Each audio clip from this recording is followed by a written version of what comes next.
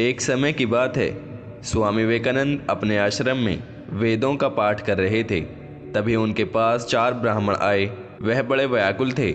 ऐसा प्रतीत हो रहा था कि वह किसी प्रश्न का हल ढूंढने के लिए परिश्रम कर रहे हैं। चारों ब्राह्मण ने स्वामी जी को प्रणाम किया और कहा, स्वामी जी, हम बड़ी दुविधा में हैं।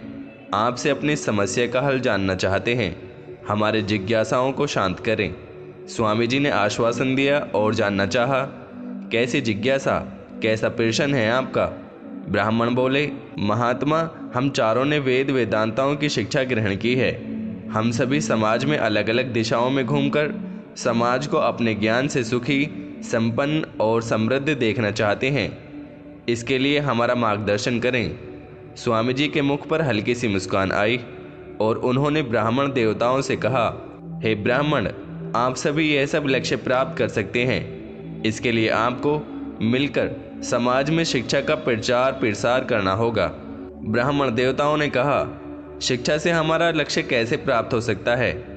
स्वामी जी ने कहा, जिस प्रकार बगीचे में पौधों को लगाकर बाग को सुंदर बनाया जाता है, ठीक उसी प्रकार शिक्षा के द्वारा समाज का उत्थान संभव है। शिक्षा व्यक्ति में समझ पैदा करती है, उन्हें जीवन के लिए समृद्ध बनाती है। साधनों में संपन्न होने में शिक्षा मदद करती है। सभी अभाव को दूर करने का मार्ग शिक्षा दिखाती है। यह सभी प्राप्त होने पर व्यक्ति स्वयं समृद्ध हो जाता है। ब्राह्मण देवताओं को अब स्वामी विवेकानंद जी का विचार बड़े ही ढंग से समझ आ चुका था। अब उन्होंने मिलकर प्रण लिया, वह अपनी शिक्षा का प्रचार प्रसार समाज में करेंगे। यही उनकी समाज सेवा होगी। स्वामी विवेकानंद कहते हैं कि उठो, जागो और लक्ष्य की प्राप्ति तक रुको मत। हमें ऐसी शिक्षा चाहिए जिससे चरित्र बने, मानसिक विकास हो, बुद्धि का विकास हो और मनुष्य अपने पैरों पर खड़ा हो सके। आत्मविश्वास मानव का एक शक्तिशाली अंग है। मनुष्य जैसा सोचता है वैसा बन जाता है। हम स्वयं अपने भाग्य का निर्माण करते हैं। विद्यार्थी की आवश्यकता के अनुसार शिक्षा में परिवर्तन होना चाहिए। यदि गरीब लड़का शिक्षा के लिए नहीं आ सकता है तो शिक्षा उसके पास जानी चाहिए। शिक्षा और मेहनत एक सुनहरी चाबी होती है जो बंद भाग्य के दरवाजों को आसानी से खोल देती है। मस्तिष्क में अनेक तरह का ज्ञान भर लेना, उससे कुछ काम न लेना और जन्म भर वाद विवाद करते रहने का नाम शिक्षा नहीं है। शिक्षा के लिए आवश्यकता है शुद्धता, ज्ञान की सच्ची लगन के साथ परिश्रम की। आत्मविश्वास मानव का एक शक्तिशाली अंग है। महिलाओं को ऐसी शिक्षा मिलनी चाहिए कि वे आत्मनिर्भर बन सकें और अपनी समस्या खुद हल करने में समर्थ बन सकें। उनमें एक आदर्श चरित्र का विकास हो सके।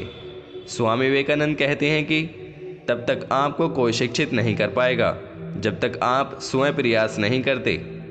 जब तक जीना तब तक सीखना। अनुभव ही जगत में सर्वश्रेष्ठ शिक्षक है। ज्ञान स्वयं में वर्तमान है, मनुष्य केवल उसका आविष्कार करता है। अधिकांश महापुरुषों को सुख की अपेक्षा, दुख और संपत्ति की अपेक्षा दरिद्रता ने अधिक शिक्षा दी है। जब मन को एकाग्र करके अपने ऊपर लगाया जाता है तो हमारे भीतर के सभी हमारे नौकर बन जाते हैं। शिक्षक अर्थात गुरु के व्यक्तिगत जीवन के बिना कोई शिक्षा नहीं हो सकती। किसी धर्म को विशेष शिक्षा से जोड़ना उचित नहीं है। सभी धर्मों की आवश्यक सामग्री को शिक्षा से जोड़ना चाहिए। गुरु के प्रति विश्वास, नम्रता, विनय और श्रद्धा के बिना हम में धर्म का भाव पनप ही नहीं सकता। स्वामी विवेकानंद कहते हैं कि ज्ञान का दान मुक्त हस्त होकर बिना कोई दाम लिए करना चाहिए। एकाग्रता की शक्ति ही ज्ञान के खजाने की एकमात्र कुंजी है। ज्ञान की प्राप्ति के लिए केवल एक ही मार्ग है और वह है एकाग्रता। समस्त ज्ञान, चाहे वो लौकिक हो या आध्यात्मिक, मनुष्य के मन में है, परंतु प्रकाशित न होकर वह ढका रहता है। अध्ययन से वह धीरे धीरे उजागर होता है। जिस अभ्यास से मनुष्य की इच्छा शक्ति और प्रकाश संयमित होकर फलदायी बने, उसी का नाम है शिक्षा। पढ़ने के लिए जरूरी है एकाग्रता, एकाग्रता के लिए जरूरी है ध्यान।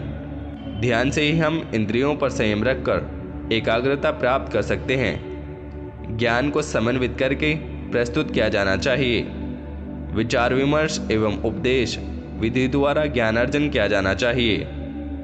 आत्मविश्वास, मानव सेवा, साहस, सत्य की अनुभूति, मानव व्यक्तित्व का सर्वांगीण विकास, विविधता में एकता आदि शिक्षा के लक्ष्य थे। स्वामी विवेकानंद कहते हैं कि जिस शिक्षा से हम अपना जीवन निर्माण कर सके, मनुष्य बन सके, चरित्र गठन कर सके और विचारों का सामंजस्य कर सके, वही वास्तव में शिक्षा कहलाने योग्य है। धार्मिक शिक्षा पुस्तकों से नहीं वरन व्यवहार, आचरण एवं संस्कारों के माध्यम से दी जानी चाहिए। शिक्षा गुरुगृह में ही प्राप्त की जा सकती है। स्वधर्म की पूर्ति शिक्षा का एक महत्वपूर्ण लक्ष्य है। इसके द्वारा स्वामी जी ने सुझाव दिया कि दूसरों की नकल करने की आवश्यकता नहीं है। प्रत्येक व्यक्ति को स्वयं द्वारा विकास करना चाहिए। प्रत्येक बच्चे को उसकी आंतरिक प्रकृति के अनुसार विकास के अवसर दिए जाने चाहिए। उन विचारों और ज्ञान को स्वीकार करने की आवश्यकता है जो आपको मजबूत बनाते हैं, और उन विचारों को दूर करने की ज़रूरत है जो आपको कमज़ोर करते हैं।